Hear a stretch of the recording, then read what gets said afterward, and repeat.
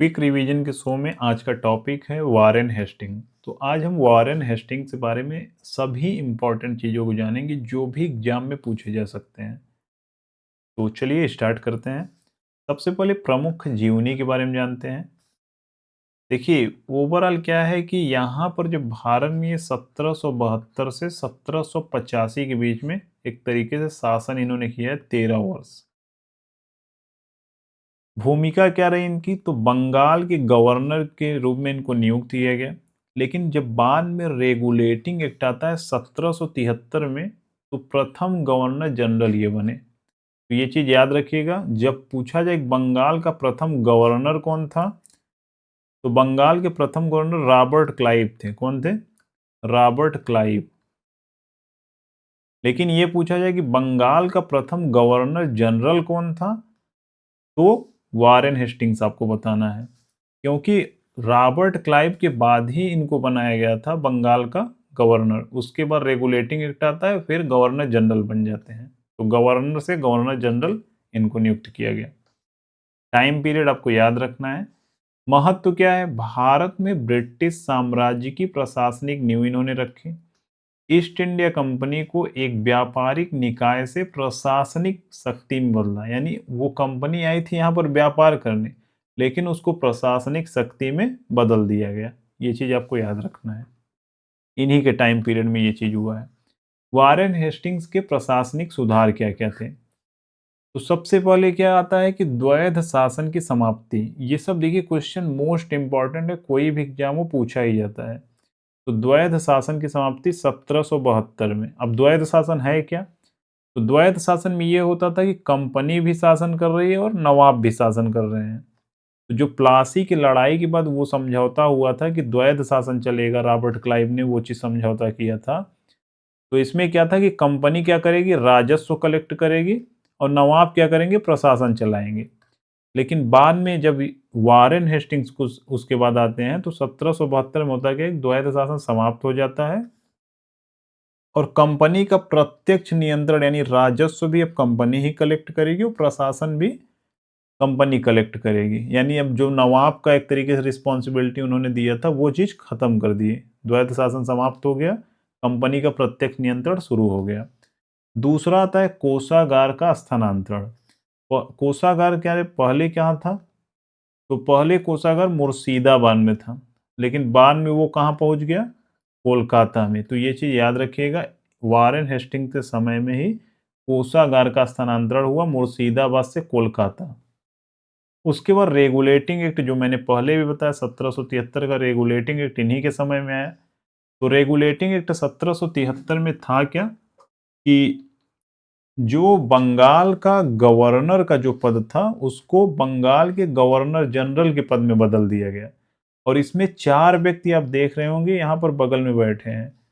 तो इस कभी कभी पूछा जाता है कि बंगाल का गवर्नर जनरल में कार्यकारी परिषद में कितने सदस्य थे? तो कितने सदस्य थे? 2 इधर 2 इधर, 4 सदस्य थे। यानी ओवरऑल नाम पलटा गया, जो गवर्नर था उसे गवर्नर जनरल किया गया, और उसमें 4 सदस्यों को ऐड किया गया कार्यकारी परिषद के रूप में। अब वारेन हेस्टिंग्स की न्यायिक सुधार के बारे में बात करते हैं। तो ब्रिटिश भारत में न्यायिक प्रणाली का जनक किसको कहा जाता है? तो वारेन हेस्टिंग्स को ही कहा जाता है। जो आज हम लोग सुप्रीम कोर्ट सुनते हैं, वो सब कब शुरू हुआ? तो इन्हीं के शासनकाल में शुरू हुआ है।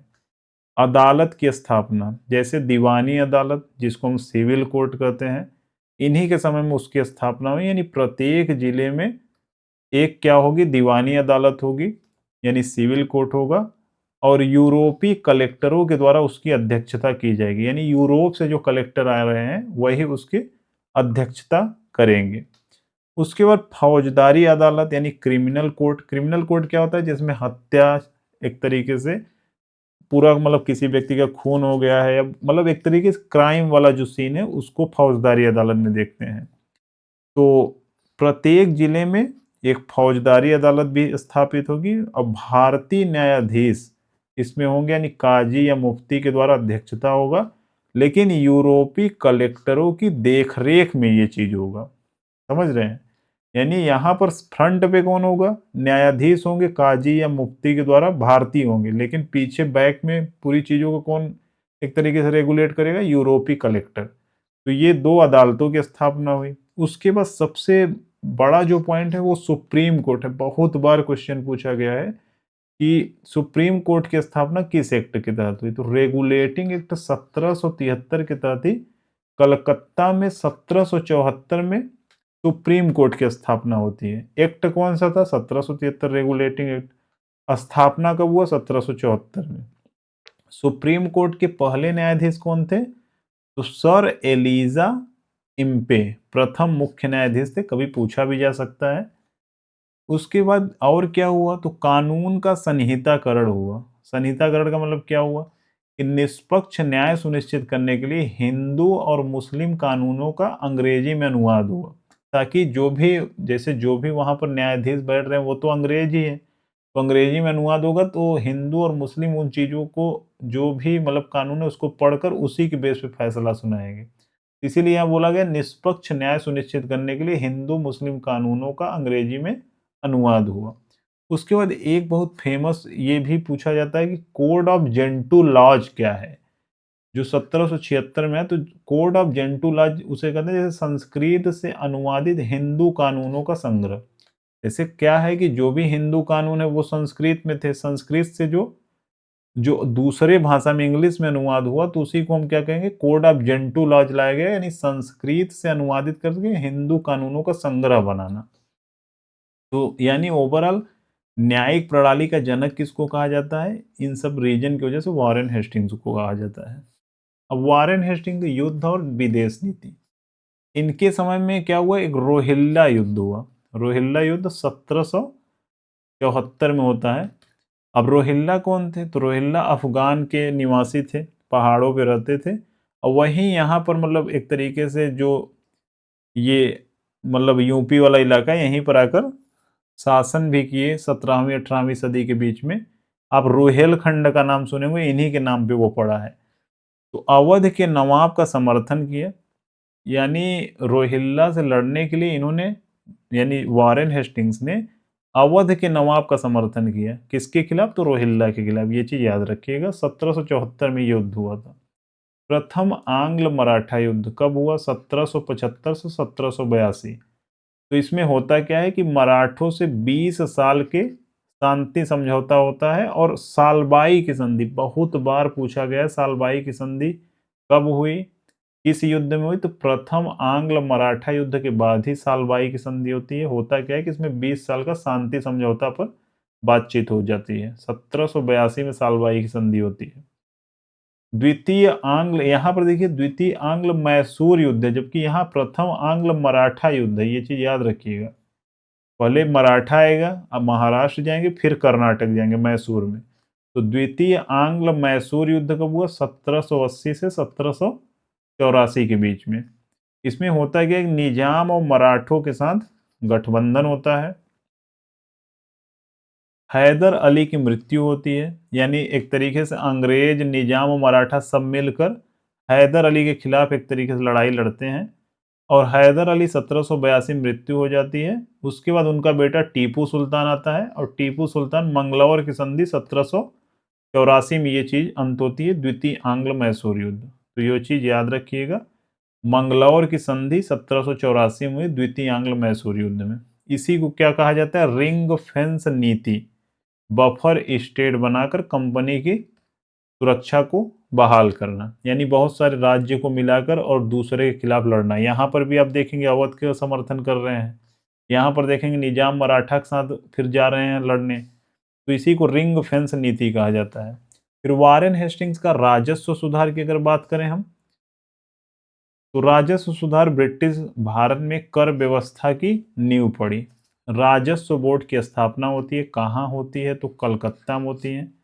उस समय मैक्सिमम चीजें कलकत्ता में ही हो रही थी। कर संग्रह की निगरानी के लिए एक केंद्रीय निकाय बना, यानी टैक्स कलेक्शन के लिए एक सेंट्रल बॉडी बनाई गई। इजारेदारी प्रथा 1772। ठेका प्रणाली की शुरुआत इसमें होती है। होता क्या है कि राजस्व वसूली का अधिकार 5 साल के लिए उच्चतम बोली लगाने वाले को नीलाम किया जाएगा। यानी एक तरीके से क्या हुआ कि जैसे मान लीजिए जमीन है और जमीन पर 5 साल की बोली लगती थी कि जो उसमें उच्चतम बोली लगाएगा उसको 5 साल के लिए राजस्व कलेक्ट करने का मौका दिया जाएगा। तो राजस्व वसूली का अधिकार 5 साल के लिए उच्चतम बोली लगाने वाले को नीलाम किया गया। लेकिन बाद में ये क्या हुआ, उतना सफल नहीं रहा, तो इसको वार्षिक बंदोबस्त में प्रतिस्थापित कर दिया गया। ये चीज आपको याद रखना है। कलेक्टर की नियुक्ति, आज भी कलेक्टर के लिए देख रहे हैं कितनी मारी मारा है। तो जिला कलेक्टर का पद उसी समय से शुरू हुआ है। जिले में राजस्व को संग्रह करना, मेन काम कलेक्टर का क्या होता है, टैक्स को कलेक्ट करना, लेकिन आज तो बहुत सारी चीजें कर रहे हैं, प्रशासन भी देख रहे हैं वो लोग। तो जिले में राजस्व संग्रह की देखरेख के लिए कलेक्टर का पद लाया गया। आज यह पद भारतीय प्रशासन का केंद्र बना हुआ है। फिर बात आती है वारेन हेस्टिंग्स के सांस्कृतिक और शैक्षिक योगदान की। तो इन्होंने कलकत्ता में 1781 ईस्वी में कलकत्ता मदरसा की स्थापना करते हैं। इस्लामिक कानून और संबंधित विषय के अध्ययन के लिए पहला शैक्षणिक संस्थान स्थापित होता है इस्लाम के लिए। उसके बाद एशियाटिक सोसाइटी ऑफ बंगाल, 1784 में एशियाटिक सोसाइटी ऑफ बंगाल की स्थापना होती है। क्या कौन करता है, तो सर विलियम जोन्स को एशिया के इतिहास और संस्कृति के अध्ययन के लिए इस सोसाइटी की स्थापना में समर्थन किया। कौन किया, तो वॉरेन हेस्टिंग किया। स्थापना एशियाटिक सोसाइटी ऑफ बंगाल का कौन करता है, तो सर विलियम जोन्स करते हैं। भगवत गीता का अनुवाद, तो भगवत गीता का इंग्लिश में अनुवाद चार्ल्स विल्किंस ने किया था, लेकिन जो उसका जो प्रिल्यूड है यानी प्रस्तावना है उसको किसने लिखा था, तो प्रस्तावना को वॉरेन हेस्टिंग्स ने लिखा था। पहले अंग्रेजी अनुवाद की प्रस्तावना इसी व्यक्ति ने लिखी थी, वॉरेन हेस्टिंग्स ने। अब वॉरेन हेस्टिंग्स के विवाद और महाभियोग के बारे में समझते हैं क्या था। ये क्वेश्चन इससे बना भी है। तो ब्रिटिश संसद में महाभियोग का सामना करने वाले एकमात्र गवर्नर जनरल कौन थे, वॉरेन हेस्टिंग्स थे। इनके खिलाफ एक तरीके से महाभियोग लगाया गया था। कहां पर, तो ब्रिटिश संसद में। ऐतिहासिक मुकदमा क्या था, 1788 से 1795 के बीच में 7 साल तक मुकदमा चला। नेतृत्व कौन किया, तो एडमंड बर्क ने, यानी मुकदमा का नेतृत्व। प्रमुख आरोप की बात करें तो इनके ऊपर आरोप क्या लगा था कि रोहिल्ला को कुचलने के लिए अवध के नवाब को सेना भाड़े पर इन्होंने दिया। एक ये आरोप था। दूसरा आरोप क्या था कि मुख्य न्यायाधीश जो इम्पे थे उनके साथ मिलकर नंद कुमार की न्यायिक हत्या का षड्यंत्र इन्होंने किया। अवध की बेगम यानी नवाब की मां और दादी का निजी खजाना जब्त करना, ये भी इनके ऊपर आरोप लगा था। और चैत सिंह मामला, बनारस के राजा चैत सिंह से धन की जबरन वसूली, तो ये चारों चीजों का आरोप इनके ऊपर लगा था, इसलिए इनके ऊपर महाभियोग लगाया गया था ब्रिटिश संसद में। फैसला क्या हुआ कि आरोप से बरी हो गए। वो तो तय था, होना ही था, क्योंकि सब अंग्रेज मिलकर कभी गलत तो साबित कर नहीं सकते अंग्रेज को। इस मुकदमे ने उन्हें आर्थिक रूप से बर्बाद कर दिया, सिर्फ इतना ही हुआ उनके साथ। ये पूरा एक तरीके से माइंड मैप है, आप रिवाइज भी कर सकते हैं। अब आपके सामने क्वेश्चन है, द्वैध शासन 1773 के एक्ट पे है। तो वारेन हेस्टिंग, इसमें कथन है कि पहला कथन क्या है, वारेन हेस्टिंग्स, इसमें कथन है कि वारेन हेस्टिंग्स बंगाल के प्रथम गवर्नर जनरल थे।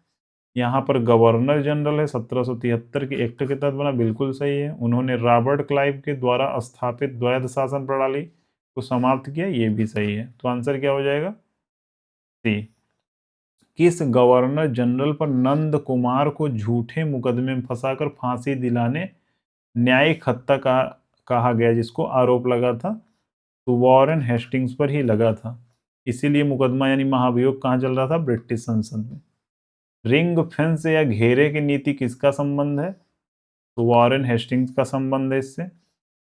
गवर्नर जनरल पर ब्रिटिश संसद में महाभियोग का मुकदमा किसके ऊपर चलाया गया, तो ब्रिटिश संसद में वॉरेन हेस्टिंग्स के ऊपर चलाया गया था।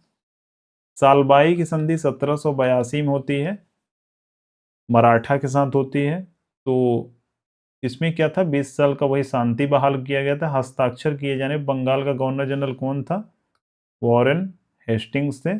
1773 के रेगुलेटिंग एक्ट के तहत बंगाल का प्रथम गवर्नर जनरल किसे नियुक्त किया गया, ये आप कमेंट में आंसर करके बताएंगे। बस यही कंप्लीट होता है। तो यहाँ तक बने रहने के लिए बहुत बहुत धन्यवाद। Thank you, thanks for watching. Channel को सब्सक्राइब कर लीजिएगा, वीडियो को लाइक कर लीजिएगा और आंसर कमेंट जरूर करिएगा। मिलते हैं नेक्स्ट वीडियो में।